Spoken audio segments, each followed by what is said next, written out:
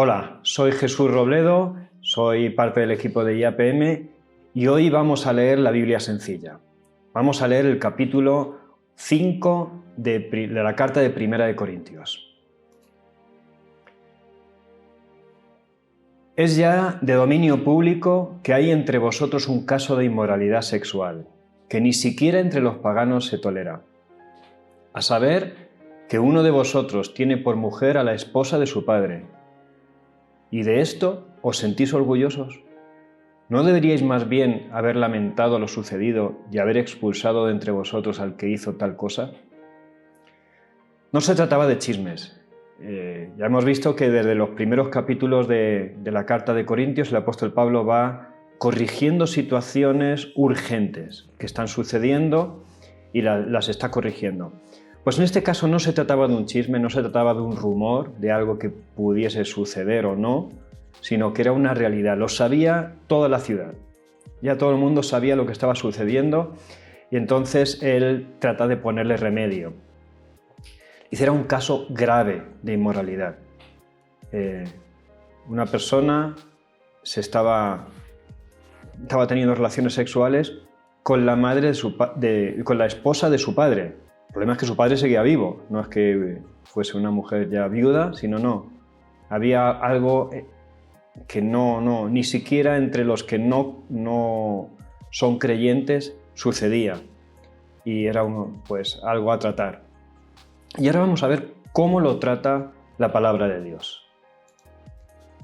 En Mateo 18, de los versos 15 al 17, podemos leer: si tu hermano peca contra ti, ve a solas con él y hazle ver su falta.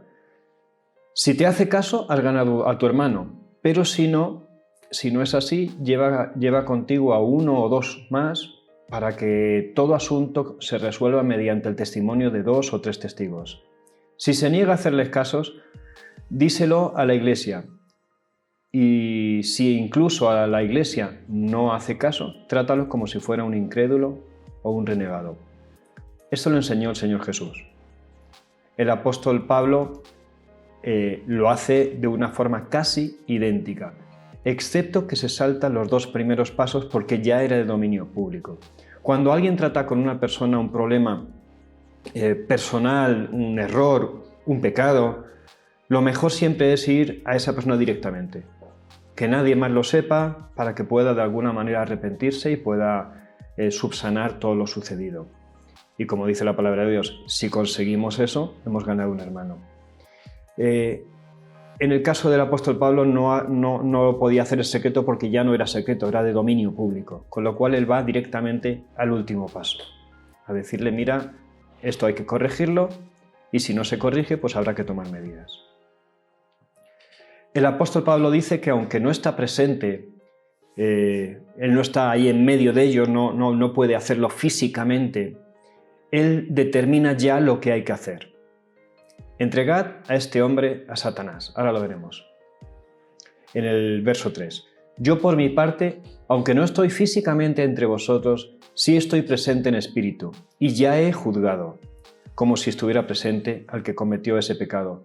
Cuando os reunáis en el nombre de nuestro Señor Jesucristo y con su poder, y yo os acompañe en espíritu, entregad a este hombre a Satanás, para destrucción de su naturaleza pecaminosa, a fin de que su espíritu sea salvo en el día del Señor. El apóstol Pablo, como he dicho antes, no está presente, no hace falta seguir los 2 primeros pasos porque ya directamente están en el tercero, es de dominio público, todo el mundo lo sabe. Entonces dice, y el hombre debe de ser que no quiere corregir. Hay partes de toda esta historia que no conocemos, no sabemos si trataron anteriormente con él o no. Lo que sí sabemos, y luego lo veremos quizás más adelante, en algunos capítulos más adelante, es que esta carta responde a un montón de preguntas que los corintios le escriben, una carta que no está, hoy en día no se tiene, pero acerca de cuestiones prácticas, de cómo hacer, cómo solucionar problemas o cómo vivir cosas prácticas. Y la carta de los corintios responde a todas esas cosas. Empieza corrigiendo problemas, luego les hablará de futuro, de cómo vivir, y luego les hablará incluso de cómo vivir una vida espiritual más ordenada y más en conjunto con toda la Iglesia. Pero vamos a ir a lo que nos atañe en este momento, y es este problema de inmoralidad sexual, y entonces le dice: entregad a este hombre a Satanás. La verdad que esto es un poco complicado de entender, pero voy a tratar de simplificarlo, aunque quizás no sea todo lo explícito o preciso que se requeriría para explicar un asunto así. Pero como lo vamos a ver de una forma sencilla, vamos a ir por encima un poquito. En Mateo 18 ya hemos visto que el Señor Jesús enseña los 3 pasos para ir acercándonos a esa persona. En este caso no será nada más que el último. Pues bien, si su vida no le pertenece a Cristo, que es la parte importante, solo hay 2 frentes. A ver, si le pertenecemos a Cristo, si Cristo es nuestro Señor, Él manda y nosotros obedecemos. En el caso de este hombre se le había mandado a hacer cosas y él no estaba obedeciendo. En el caso de esta persona, él mantiene su postura en cuanto a esa inmoralidad sexual. Con lo cual, no hay forma, si la persona no quiere, no hay forma de corregir un problema. ¿Qué se debe de hacer? Bien, el apóstol Pablo le dice a la Iglesia que tienen que entregarlo a Satanás. Eso la verdad es que nos parece una afirmación un poquito fuerte cuando la leemos. Pues bien, lo que está diciendo simplemente es que él ya le pertenece a Satanás. Ha decidido no obedecer a Cristo, ha decidido no seguir a Cristo, con lo cual no es un discípulo de Cristo, aunque en su tiempo haya creído, y lo digo por afirmaciones con sus hechos. Y él directamente, lo único que lo ha decidido ya, lo que está haciendo la Iglesia es, digamos, afirmar los hechos que este hombre está viviendo, para que se tengan las ideas claras. Porque si no podemos caer especialmente en la congregación, en la Iglesia, en entender que se puede vivir con una doble moralidad. Una moralidad de inmoralidad sexual y al mismo tiempo ser un discípulo de Cristo. Y de alguna manera el apóstol Pablo tiene que decir: no se puede estar en los 2 frentes de batalla. O peleas en un lado o peleas en el otro. Y esto es una guerra espiritual. Entonces, una forma de entenderlo quizás sencilla y lo más clara que pueda explicar. Habría que explicar muchos más detalles, pero no es el momento ni lo que estamos haciendo en este tiempo. Estamos leyendo la Biblia de una forma sencilla y creo que con esto es suficiente. Hacéis mal en jactaros, verso 6. ¿No os dais cuenta de que un poco de levadura hace fermentar toda la masa? Deshaceos de la vieja levadura para que seáis masa nueva, panes sin levadura, como lo sois en realidad, porque Cristo, nuestro Cordero Pascual, ya ha sido sacrificado. Así que celebremos nuestra Pascua no con la vieja levadura, que es la malicia, la perversidad, sino con pan sin levadura, que es la sinceridad y la verdad. Pablo hace una alegoría a la Pascua y utiliza algo que en la Pascua se hacía, que era durante la Pascua no se comía pan con levadura.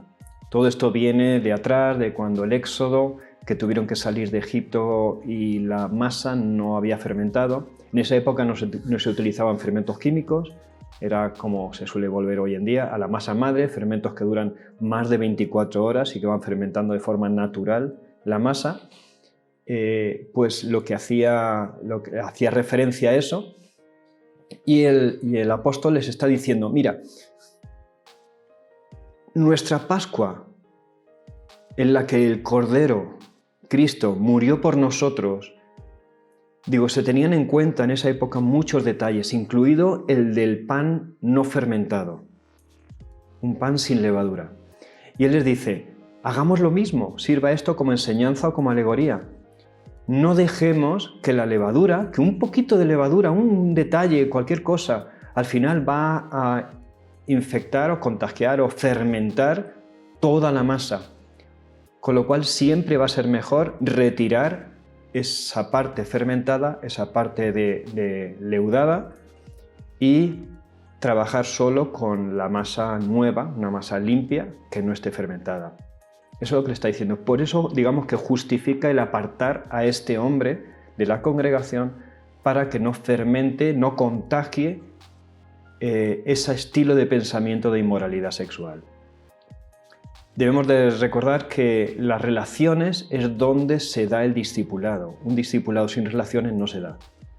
El discipulado necesita relaciones, pero es que en las relaciones se pueden transferir muchas otras cosas, como también es la maldad o la malicia, como decía el texto que hemos leído, la perversidad. Entonces, mejor siempre es apartar cuando hay un caso determinado como este.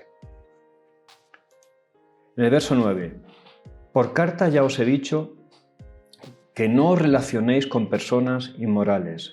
Por supuesto, no me refería a la gente inmoral de este mundo, ni a los avaros, estafadores o idólatras. En tal caso, tendríais que salir de este mundo. Pero en esta carta quiero aclararos que no debéis relacionaros con nadie que llamándose hermano sea inmoral o avaro, idólatra, calumniador, borracho o estafador. Con tal persona ni siquiera debéis juntaros para comer. Las relaciones, como toda cultura, iba a decir mediterránea, pero toda cultura en general, se dan en la comida. La comida es un acto social donde nos relacionamos, donde podemos tratar con las personas y es donde también expresamos nuestra forma de pensamiento, bien con hechos o con palabras.